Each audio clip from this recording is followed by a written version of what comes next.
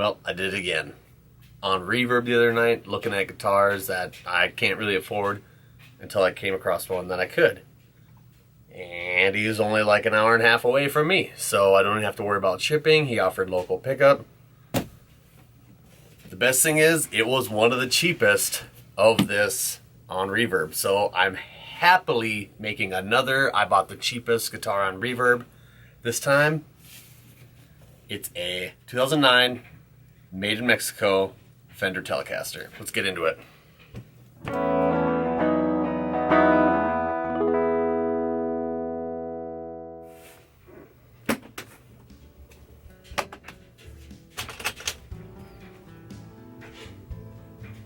And there she is.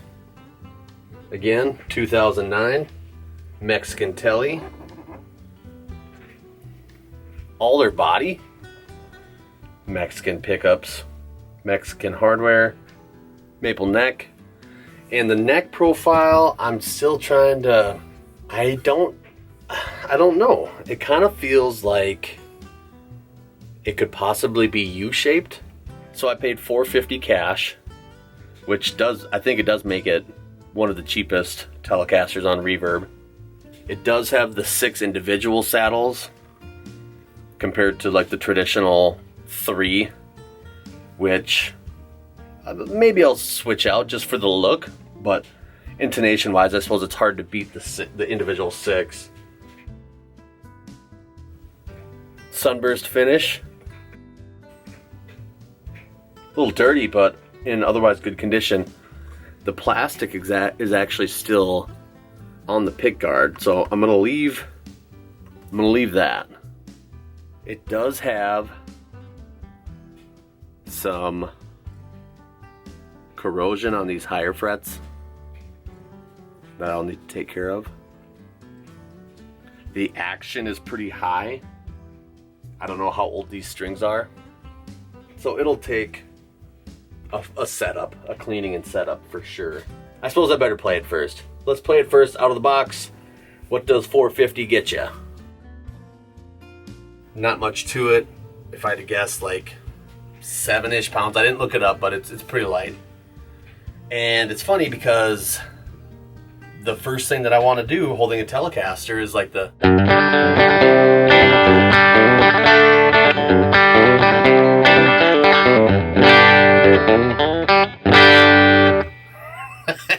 I just think that's funny because that's not my typical style of playing, but it just kind of comes out. But at the same time, I think a Telecaster is cool because, say you kick on a tube screamer, you're immediately in like the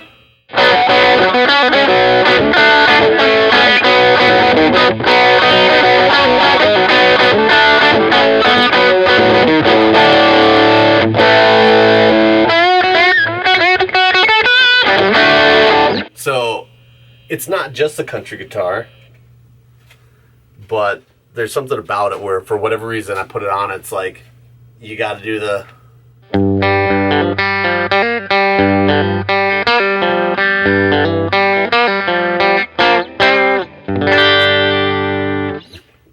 you just have to. I think that's just part of it. It's a rite of passage, I think, of owning a Telecaster is you just have to start playing like that a little bit. So I think it sounds great. I'm happy with what I paid for it. It sounds good. All the pickups work. Knobs work. You know, for being a used guitar, you never know what you're going to get. Both pots seem to be fine, not scratchy at all. Let's throw it on the bench, see if we can clean up some of this corrosion and lower the action, and we'll just go from there.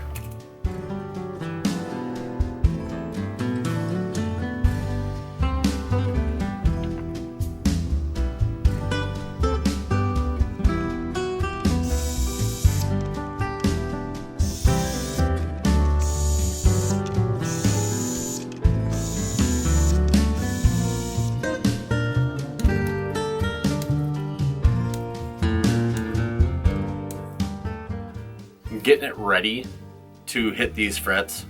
So obviously with a maple neck, you need to protect the fretboard. Normally I would just take really fine steel wool and hit the whole thing, but the maple neck has a lacquer or a sealant on the top. If you hit that with steel wool, you've ruined it.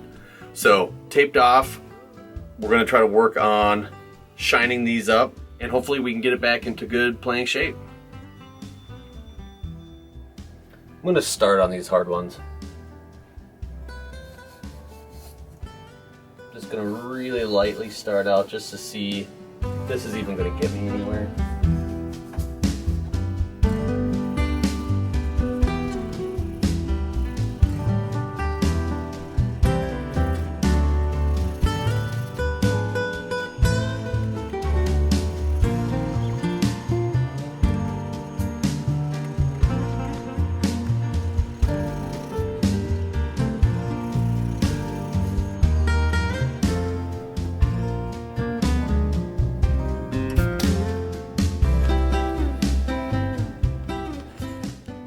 You can clearly tell, A, I'm happy that it's working, but B, now that you can see what it should look like, how bad they really were.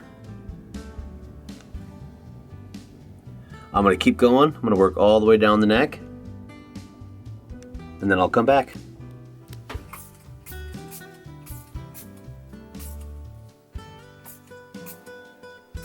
I'm running out of my Dunlop 65.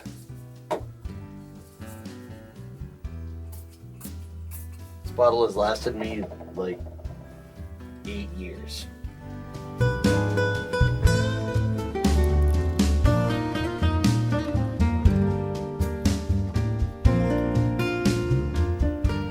So this is why I like to do a cleaning and setup when I first bring a guitar home. Let me focus. Every single one of these tuner nuts is loose. Every single one. It's no big deal, but I'm just glad I caught it now.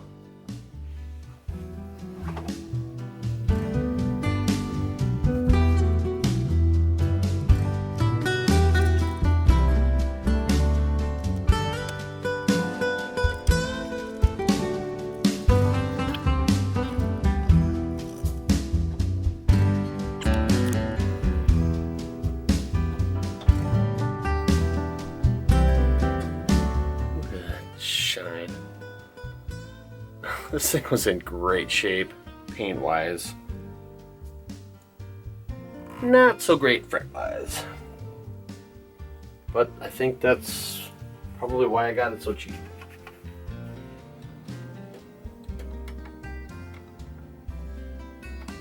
$10mm wrench. Just tighten it up a bit.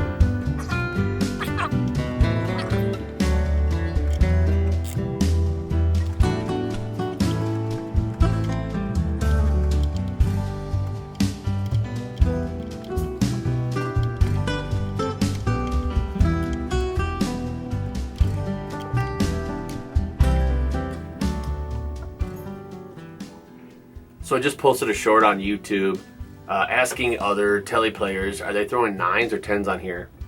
And when I did that, I thought I had a set of 10s, and I don't. So we're gonna do 9s. The other thing is the action was set really high. So I'm gonna see if I can do 9s, bring that down, see what it does to the truss rod, and then kind of reevaluate, and then maybe on the next string change, go back to 10s. I have 10s on my Gibsons. On the shorter scale length. I have 9s on my Strat, but again, I've been wanting to switch back up to 10s on the next string change. So I've got 9s, I'm gonna burn them up, I'll throw them on here. Who knows, maybe I like them on the Tele, maybe I like the sound. Who cares, it's $8 for a set of strings. Try something, if you don't like it, switch them out. It's been 24 hours since the previous clip where I was just talking about putting 9s on, and this thing absolutely humbled me. Maybe that's why it was only, you know, 450 bucks. But as I started to dive into it, when I first got it, it was like, oh, the action's a little bit high. I can take care of that.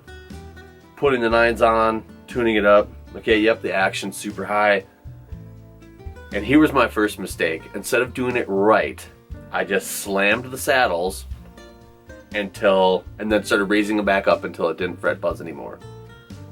And couldn't dial it in. I was getting choke out on the higher bends. So then I'm like, well, the truss rod must be all goofed up then. Start looking at the truss rod. I thought it looked okay, but okay, let's tighten it up. Nope, that didn't work. Let's loosen it up. Nope, that didn't work. And then I had to put it down and walk away. I was so frustrated, I couldn't figure it out. It took me basically a night of just taking a break from it to come back and say, you know, basically to myself, how do you set up a guitar? And went through like how to do it right. Set the truss rod at where you want it. Set the string height from there. Get a radius. Oh, the other thing I completely forgot about was the radius of this fretboard is not like I'm used to, like on my Gibson. You know, you're going to experience choke out if you set the action like if you set it on a Gibson. So I was thinking like, no, this action's too high. Something else might be wrong. Got my radius gauge out, set my E strings, and then found a good range for that, and then set the other strings with the radius gauge. And what do you know? Now it plays great. So absolutely humbled by this thing. It's in great playing shape now. We'll plug it back in and get some sounds from it. But it very much was a gentle reminder to not speed through it, do things the right way, use the tools you have, use the knowledge you have. Had I done it the right way, it probably would have saved me a couple hours for sure. That's how long I was down here. But other than that, now that we're in great playing shape, frets up here are shined up really nice. I'm really happy with how that came out. It's really smooth. The body, the paint is in wonderful condition. So at $450, I think I have a great value guitar here, but I had to put some work into it. If you don't know how to do that kind of stuff, yeah, maybe don't buy the $450 guitar. Maybe buy the $550 or $600 guitar that's already set up, ready to go. But ultimately pretty happy with how this turned out so far. Do a little after for you. Tonal wise, I'm not expecting a big change. All I did was clean it up. So this is more, for me, feel wise, a dirty, rusty guitar versus a clean, shiny one.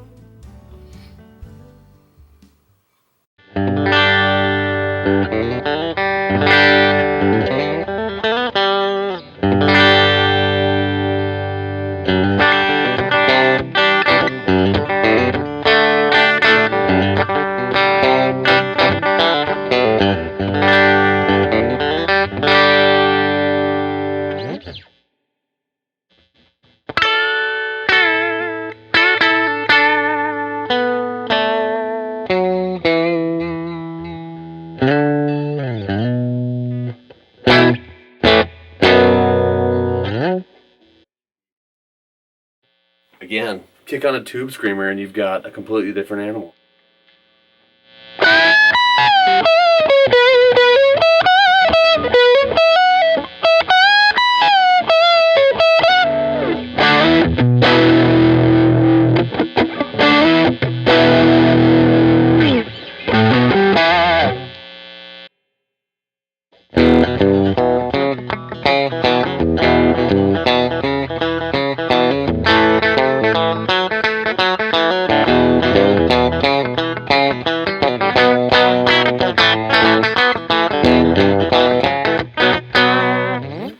I feel like I'm going to get a lot of hate in the comments playing that on a Tele. Yeah, I'm not CV Ravon. Okay, final thoughts. I think I lucked out. $450, a little bit of work, and I feel like I've got a really good guitar here. This kind of fell into my lap. It was one of those, man, I'd love to have a Tele again. And then, like I said earlier in the video, browsing Reverb, and it's like, oh, that one's pretty cheap. Oh, it's really close to me. So sometimes you just gotta buy the guitar. As far as recommendation, you know, I really, in that Epiphone video, I really recommended, like, I really pushed that guitar hard, but at 150 bucks, there's really not much of a risk factor there. You know, now you're getting up into, well, to some players, you know, $450 to $500 might not be that much, but to some players, that's still a lot of money. So I'll say it like this: if you're in the market for a Tele and that's your budget, this Made in Mexico one, I feel at the right price point, is a great guitar. I kind of wish that it had the 2 string saddles instead of the 6 individual saddles. I know this is better for intonation and string action, but something about those, the older style saddle, that kind of gives the Tele its magic, I think. But that's not a deal breaker. It's just kind of a wish list. I apparently have a thing for sunburst guitars. I think this is like my 3rd one. Let me know in the comments if I should rip this plastic off the pick guard or leave it on, because I'm tempted to pull it off, but I understand like well, if I leave it on, it kind of is an additional layer of protection. Yeah, not much else to say about it. That's gonna do it for this video. I appreciate everyone who watches this, everyone who likes, and everyone who subscribes. Every engagement that I get on a video helps my channel grow, and it makes me feel good that you know, the work that I'm putting into these is validated in a way. So thank you very much for watching. And if you haven't subscribed, I would sure love it if you do. It really helps the channel grow. Most people that watch my videos aren't subscribed yet, and that's okay. But if you're into this kind of stuff, I would love it if you subscribed and stayed up to date with the stuff I'm doing. Again, my name is Sam Isfeld. Just go buy the guitar. Thanks.